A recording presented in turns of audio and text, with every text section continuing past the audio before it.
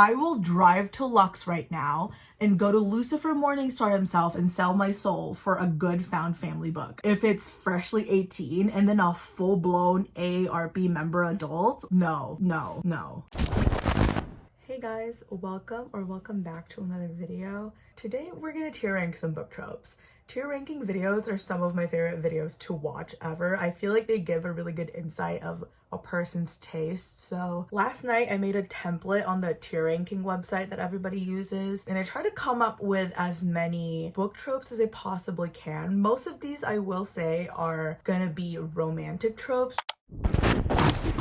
Okay, so first let's go over all of my tiers here. I feel like they're pretty self-explanatory, but let's just go over them for good measure. The first one here is the God tier. That's obviously the highest tier.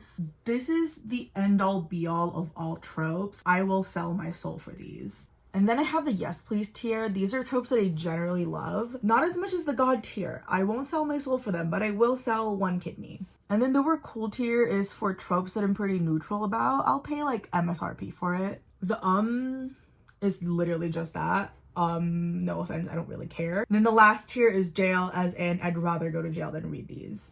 Okay, so for all of the tropes down here, I have 30 of them, I believe, if I counted right. I just try to come up with as many as possible. This is definitely not all of them. The first one is academic rivals. That goes straight to yes please. There's just something about two intellectuals acting a fool for each other. Like, oh. And then, ooh, this one. I'm supposed to kill you, but now I kind of love you.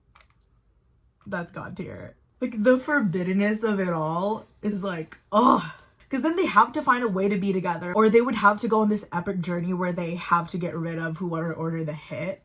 Oh, so good. And then the next one is sports romance.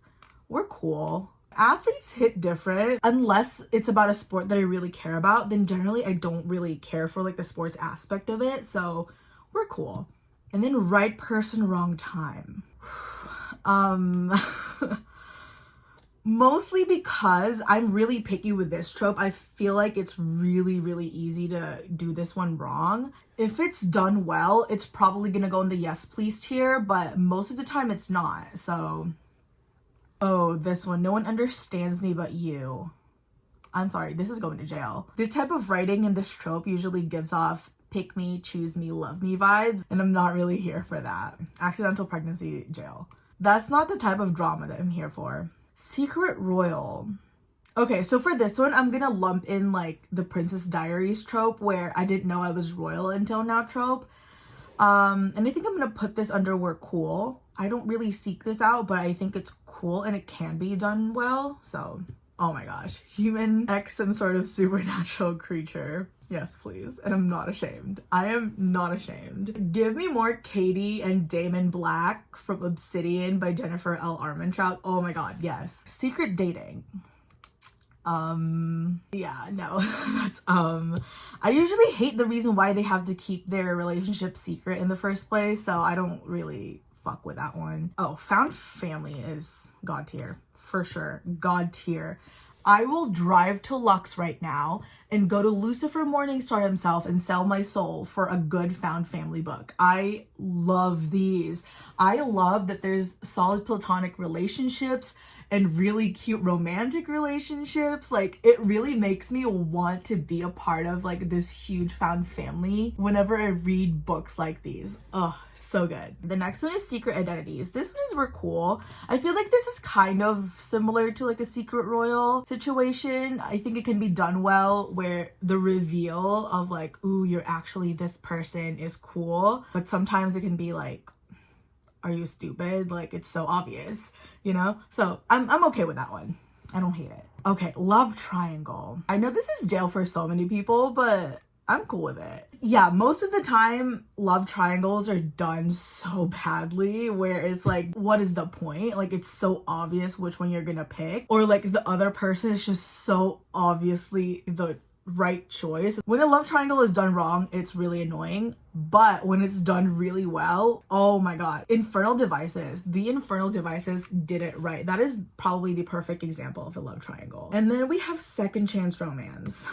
Don't hate me, but mostly because half of the time the reason why they couldn't be together in the first place is because of some stupid miscommunication or lack of miscommunication.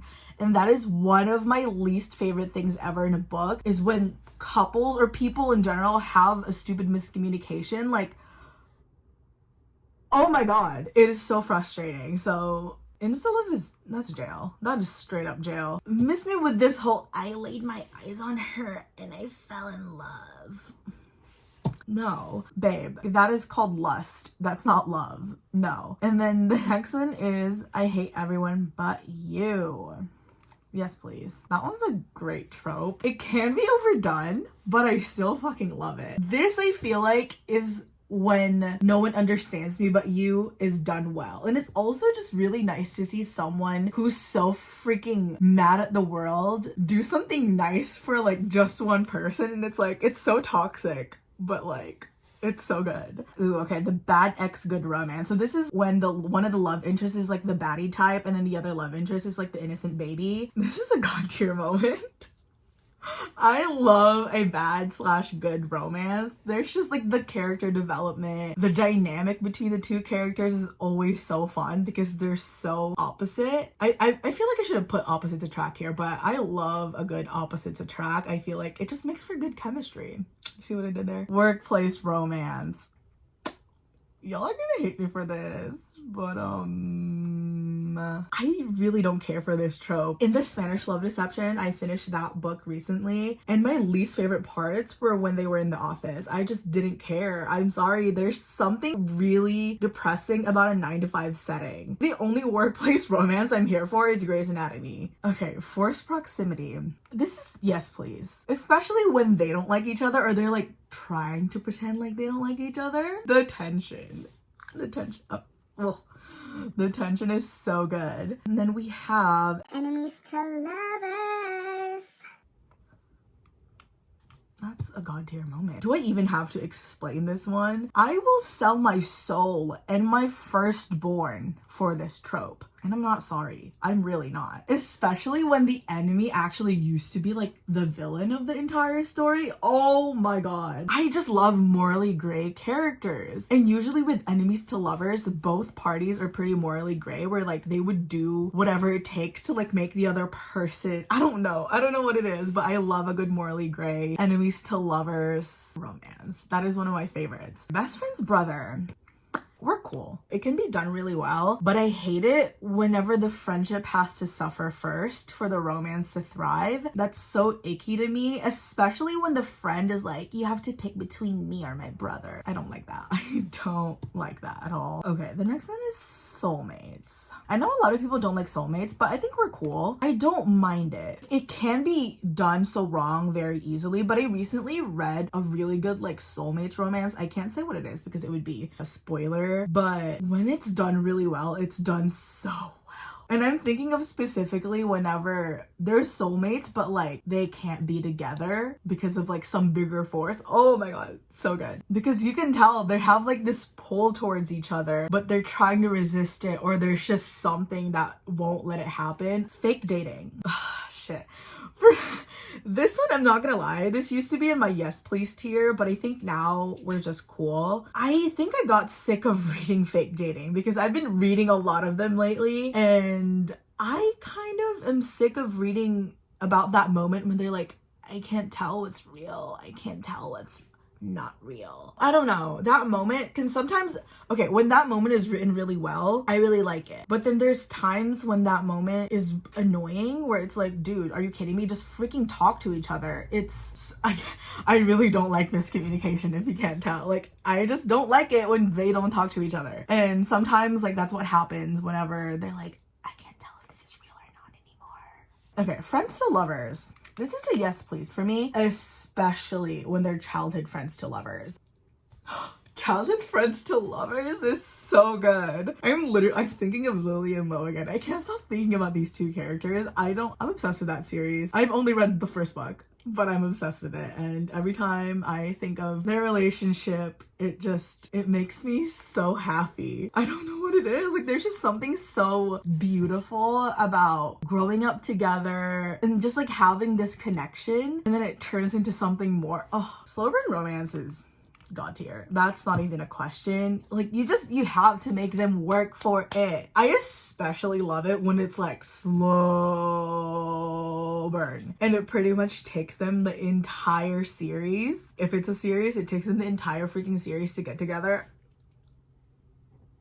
Grumpy Sunshine is a yes please for me. This one's a really fun one. I feel like this is very similar to Enemies to Lovers, except they're not enemies. The other person is just always mad. So I guess it's similar to like I Hate Everyone But You. But I like it specifically whenever the grumpy goes along with something fun that the sunshine wants to do, and he or she tries to pretend like they're not having fun, but then they actually end up really loving what they're doing. Like, oh, it's so cute. Okay, Unreliable narrator. This one's a yes please for me. I love a good unreliable narrator, especially when it's written so well, because you just don't freaking know what's real. And I love that. Especially for a thriller mystery, this is perfect. Like, it just makes for a much more interesting read when you have no idea if what you're reading is actually the truth. An example of this is We Were Liars. I didn't really like that book. I actually hated that book.